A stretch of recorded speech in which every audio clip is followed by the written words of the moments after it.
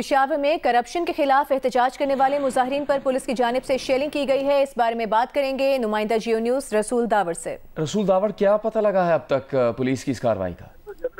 जी बिल्कुल, ये Pakistan people party ने खैबर पख्तूनख्वा में जो मुबैना करप्शन हो रही है उसके खिलाफ एहतजाज के लिए अब बाकायदा एक तहरीक शुरू किया गया है। आज उसका पहला जलसा था यहाँ पे खैबर पख्तूनख्वा असम्बली के सामने। काफ़ी शेल फेंके गए हैं यहाँ पे जो मुजाहिरीन है उस पर पुलिस की जानिब से, क्योंकि यहाँ पे जो ही जलसा शुरू हुआ मुकर्रीन ने खिताबात शुरू किए तो पुलिस की जानिब से यहाँ पे शेल फेंके गए, जिसकी वजह से बहुत से लोगों की जो तबीयत थी वो बिगड़ गई है और इस वक्त भी शेल फेंकने का जो सिलसिला है वो जारी है।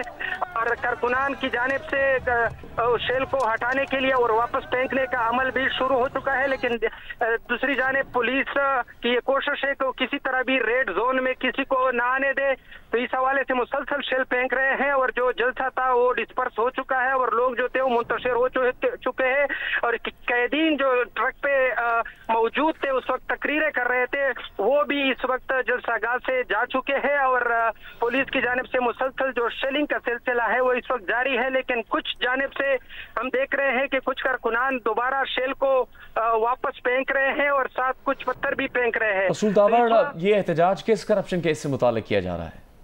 जी, ये मजमूई तौर पर कहा जा रहा है कि खैबर पख्तूनख्वा असम्बली में जब से पीटीआई की हुकूमत आई है तब से लेकर अब तक मुसलसल करप्शन की दास्तानें हम सुन रहे हैं। और इस वक्त तो एक बाकायदा माली स्कैंडल आया था तो उसमें 38 अरब रुपए कोई स्टान स्कैंडल सरफहरिस्त थे, जिसके बारे में आज खैबर पख्तूनख्वा असम्बली के स्पीकर ने भी कहा है कि 26 अरब रुपए उसमें रिकवरी हो चुकी है। तो इनका कहना है कि इसमें सूबाई हुकूमत मुलव्वस से करप्शन का घर बन चुका है सूबा, तो इस वास्ते वो सूबे की बचाओ मुहिम शुरू कर रहे हैं और इस मुहिम को नाम भी दिया गया है कि सूबा बचाओ मुहिम।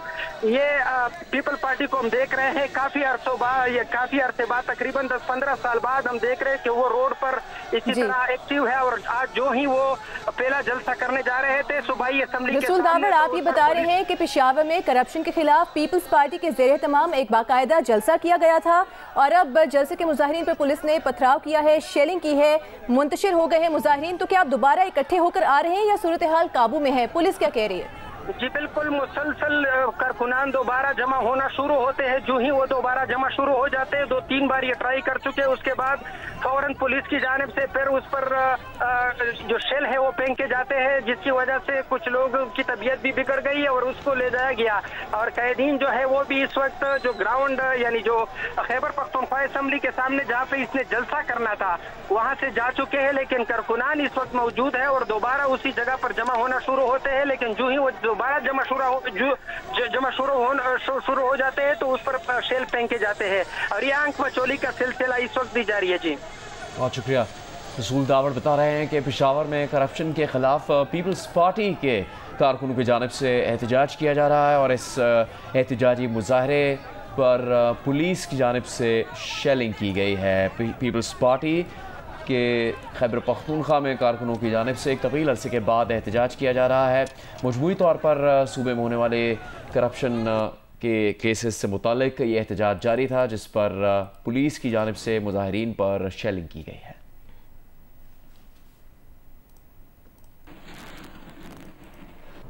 वज़ीर आज़म शहबाज शरीफ ने तेहरान में ईरानी सदर मसूद पेज़ेश्कियान से मुलाकात की है, जिसमें अहम दो तरफा अमूर पर बातचीत की गई। तेहरान एयरपोर्ट से सादाबाद महल पहुंचने पर ईरानी सदर मसूद पेज़ेश्कियान ने वज़ीर आज़म शहबाज शरीफ का इस्तकबाल किया। इस मौके पर वज़ीर आज़म शहबाज शरीफ को ईरान की मुसल्लह अफ़वाज के दस्तों ने गार्ड ऑफ ऑनर दिया। वज़ीर आज़म शहबाज शरीफ तुर्की का 2 रोज़ा दौरा मुकम्मल करने के बाद ईरान पहुंचे हैं। तेहरान में क़याम के दौरान वज़ीर आज़म ईरानी रहबर आला आयतुल्लाह अली ख़ामनई से भी मुलाकात करेंगे, जबकि ईरानी सदर की जानिब से वज़ीर आज़म शहबाज शरीफ और उनके वक्त के एजाज़ में इशाइया भी दिया जाएगा।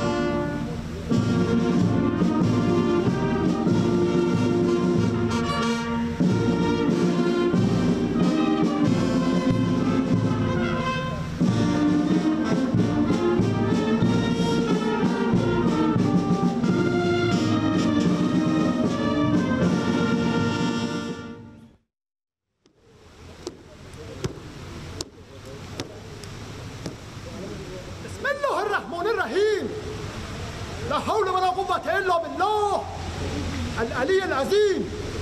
سرهنگ توپخانه ستاد حسین گودرزی فرمانده یگان تشریفات دژبان کل ارتش جمهوری اسلامی ایران با احترام تشریف فرمایی مقام محترم جناب نخست وزیر کشور پاکستان را به کشور جمهوری اسلامی ایران غیر مقدم عرض نموده استدعا دارد پرچم و یگان تشریفات را بازی فرمایند.